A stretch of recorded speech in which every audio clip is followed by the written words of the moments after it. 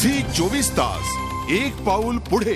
10 लाख रुपयांच्या खंडणीसाठी अगदी फिल्मी स्टाईलनं एका 4 वर्षाच्या मुलाचं अपहरण झाल्याची घटना औरंगाबादेत उघडकीस आली आहे। पोलिसांच्या तातडीच्या आणि धाडसी कारवाईनं 14 तासात या अपहृत मुलाला पोलिसांनी सोडवलंय। मात्र आरोपी अजूनही फरार आहेत आणि मुख्य म्हणजे या घटनेतील तिन्ही आरोपी हे उच्च शिक्षित आहेत।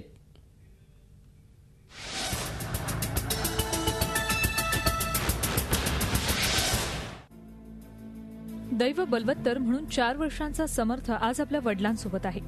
मंगळवारी समर्थचं दुपारी घराबाहेर खेळत असताना अपहरण करण्यात आलं होतं। खूप शोध घेऊनही त्याचा शोध लागला नाही। शोधाशोध करत असताना समर्थच्या वडिलांचा फोन खणखणला आणि मुलगा जिवंत हवा असेल तर 10 लाख रुपये देण्याची मागणी केली।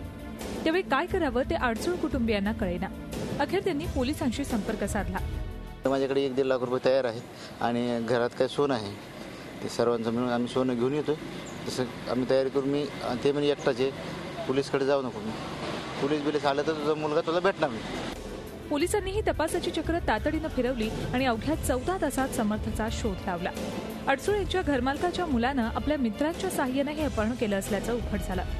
केस एकनाथ जाधव है, वो घर मालक का बेटा है और ही इज द मास्टरमाइंड। उसने अपने कंधे पे उसके घर से बच्चे को उठा के टीवी सेंटर चौक पे लाया, समझे ना, और उस वहाँ पे एक 4 व्हीलर खड़ी थी जिसमें से लेके ये लोग आगे बढ़े। विशेष म्हणजे अपहरण करणारी तीनही मुलं उच्च शिक्षित आहेत। मुकेश जाधव, सचिन फाळके आणि विजय राऊत अशी अपहरणकर्त्यांची नावं आहेत। त्यापैकी सचिन फाळकेला अटक करण्यात आली तर इतर 2 जण फरार आहेत। औरंगाबादहून विशाल करोळेसह bureau report, Zee media, Mumbai.